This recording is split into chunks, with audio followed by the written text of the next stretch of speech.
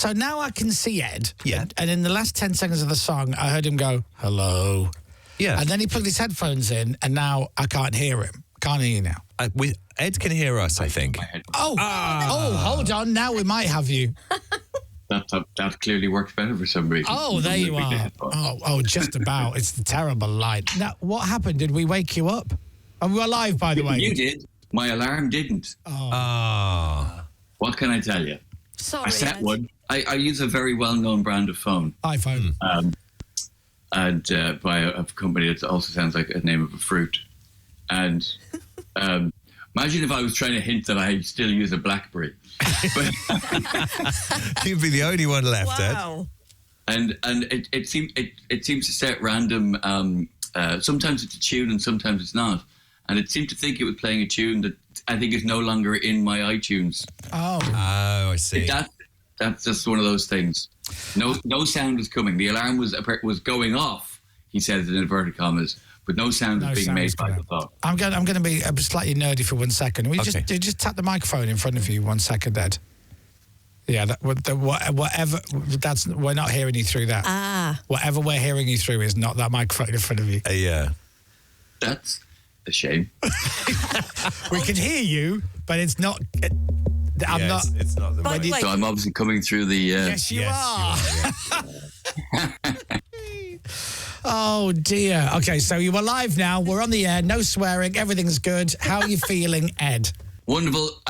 Disappointed at myself. Well, don't be, because it wasn't your fault. But clearly, Mrs. Byrne is asleep. All the Byrnes are fast asleep at the house. No, the kids are all at school. She's went up, and the thing. There we go. Oh. There has that. Oh, hello. Oh, that's better. Now he's got the mic working. But guess what? But the screen is frozen. I can hear you. Now it's back. See, Hey! look. Everything is working now. Oh my God! And listen, because it sounds like I'm blaming my wife knew I had to be up at 8:30 for a Zoom. An import. I just said I'm doing. No, I told her exactly what I was doing, and she's just gone. Oh, it must have been cancelled. Oh, she's clearly not a fan of the show. No, exactly. Oh, you're going to be up for Chris's show? It's not that important. I'll let him have a lie in. Yeah. Dom was on standby to do an impression of you. Yeah, I'm so pleased you're actually here, Ed. I want to show you just how last minute, and I'm barely on. I'm not on time, but just how look. Still in my pants. Still in his pants. Not even wearing trousers right now. That's it. It really is like Bottomless lockdown radio. all over again. Yeah. Be honest, Chris, you're also still in your pants. Yeah, we all are, Ed. Ed, I'm not even wearing pants.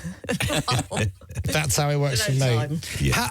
How is the tour going? It's the longest tour in the world. It's crazy. Yes, I've just had 2 weeks off. Right. So, lovely. I get back to it tomorrow in Aberdare. Aberdare. Have you not got a show tonight? No, I'm off tonight, so I'm in Aberdare tomorrow, and then the next day it's a return visit to Blackwood Miners Institute. Okay. I just worry because other people will just do Blackwood Miners Institute once on a tour. That's it. I will go back a second time. Because on your website it says you've got a gig tonight. Where did it say I am? Yeah, on says your you're website. at Blackheath Halls. It says that every night, but if you actually click on it, it's not until April. Oh yeah, the 4th of April next year. Yeah. Oh, okay. Yeah, good few weeks. Yeah. Oh, great way to try and sell the tickets. People go, we should go. Yeah. Hold on, it's April next year. Well, I'm here now. It's a I'll strange buy the anomaly on the website is that it constantly says it's tonight until you click on it. So I don't know what's going on. Has that been there for years? It's always said. That has been there for months. And sometimes it'll say it's the same night as whatever gig I'm supposed to be doing. You'll definitely get people turning up there tonight. Doubling up with Blackheath and Aberdeen. That's strange. So your last night off tonight, and then off you go to Aberdare, and then you're back into it, and then you are playing everywhere. Blackwood and London. Every place a dog relieves itself. You really are. Is there any show in particular you want me to tell people to get tickets for, or is it just a massive? No, if you just go to edbyrne.com, the details are there, plus one that's not happening that night. That it says is. Playing all over hypothetical gig. The Leeds City Varieties is going to be next January. Yeah, that's I think the third time I'll have been there. Yeah, It's a legendary play. Well, I'm from Leeds, obviously, but it's a legend. The Wheel Tappers and Shunters was Leeds City Varieties. I recorded my first DVD at Leeds City Varieties. Did you? Oh. Yeah. Pedantic and Whimsical, it was called. It's a very telegenic venue. It's where they used to film the good old days. That's right. Yeah, that's exactly what they did. There's one for the kids. They love all that. Do you like being on tour? I like being on stage. Right. I find I think what B.B. King used to say, I play for free, you pay me to travel. Yeah. And I think that's a fair description. It's, the actual time I spend standing there on stage is I quite enjoy. You're paying for the fact that I don't get to see my kids that night. That's what you're really paying. You're paying for the time it took me to write the show. You're paying for the time it took me to get there and the hotel I'm in. That's where your ticket price goes. Do you, when you've toured now for a long time, have you got it down? Is it literally to the second perfection timing? As in just what I do on the road, you mean? Yeah. Yeah, I've gone into a certain rhythm now in that I show up quite early, a lot earlier than I used to show up. Believe it or not, sometimes I'm punctual. Show up and you do an early sound check. Normally sound check around 5:45, thereabouts, for a 7:30 show. And then, because I've got a projector, this is the first thing for me on this show. There's a bit of multimedia in the show. I've never done that. So I have a tech guy, he shows up first. So he sets up the microphone, the projector, stuff like that. So the sound check's generally pretty quick. Get in, do that, and then I go and I find a decent hostelry and I have a pre-show pint. Oh, good. Which I then will post about on social media usually. Yeah. And hopefully it's a local brewery and I'll tag them and give them a shout out and the name of the bar, and I'll do that. That's a rhythm I've gotten into now, and then do the show 7:30, and then we're normally done by 9:45, I'd say. Lovely. And then getting harder and harder these days, but then usually an Indian food meal of some kind. Oh, that's quite heavy, quite late. Yeah, but that's no one's open. Nowhere's open. You can't just go for an Italian at 10 o'clock. That's true. Who was on? Lucy Beaumont. Lucy Beaumont has a Thai green curry before the show. Oh, no, I eat very little before the show. If I had a Thai green curry before the show, I'd be burping all the way through. Well, she says it's light enough that it doesn't disrupt the performance.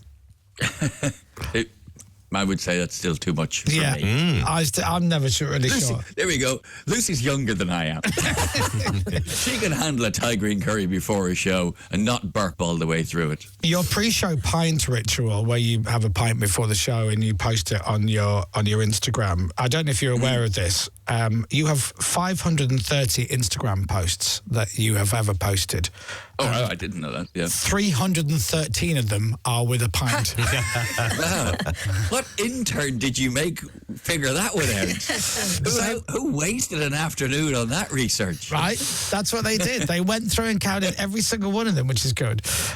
So the tour is Tragedy plus Time. You can get tickets now. He's playing all over the place, all the way through to January next year, pretty much every night leading up to Christmas and then back again for January. So if you go to Ed Byrne's website, which is edbyrne.com, then you can get all the dates. And if you really want to go and see him on this imaginary date, then best of luck with that. That's in April, yeah. That's going to be... So that's in April. So this just goes on forever. It finishes in April. Is that the last one? That is the last one for this show. Yeah. That's a promise I have now made to myself. And then how much time would you take off? I don't know. It depends on how many tickets I sell. It depends on how many tickets I sell and how much tax I have to pay. I might have to jump back into it very early. I might have to suddenly decide I'm going to do a greatest hits tour. Because I might not have time to write another one. Can I ask you very quickly? And then we're going to let you go and put your pants on. Are you a laugher? Are you a person who always laughs out loud when you hear something funny, or can you? Yeah. Are you? I am. Yeah. Even when I'm on my own. Oh, really? Now, when I'm on my own, I won't laugh as long. When I'm on my own, it'll generally be more of a Yeah, but I'll still, if I'm on my own, I'll laugh more if I'm with people. But I don't think I'm alone in that, am I? No, I'll laugh more if there's other people around me. I can watch something for half an hour and find it hysterically funny and not make a sound.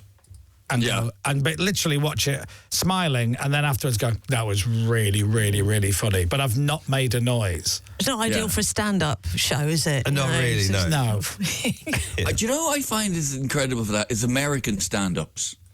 I've always found out you'll tell somebody a joke, and they will stare at you stony-faced. And I find it particularly with Americans, and they'll look at you absolutely stony-faced and just go, that's hysterical. That is the funniest. That's almost every episode of Jerry Seinfeld's Comedians in Cars. Someone will say something to him, and he'll look at them and go, that's really good. That's really good. Like they've just invented something new. That's really good. Yeah. Who makes you laugh, or what makes you laugh? It's always a guarantee. I'm going to laugh here. On TV wise, I'm Rick and Morty. I think is very funny. Right. Have you watched Girls 5 Ever? No. Which is one that's on. It's on Netflix. It's about a girl group that gets back together again, and there was 5 of them, and now there's only 4, and they're called Girls 5 Ever. Oh, I love that. I've got 4 Evers too short. Yeah. It's very funny indeed. It's made the same people who made The Unbreakable Kimmy Schmidt. Oh, okay. Oh, great. Okay. So same team as was behind that. That's hysterical. That's it. I will watch that. That's hysterical. And then finally, is there any resentment, and why weren't you asked, or why weren't you on the show Last One Standing, which had every Irish comedian in the world?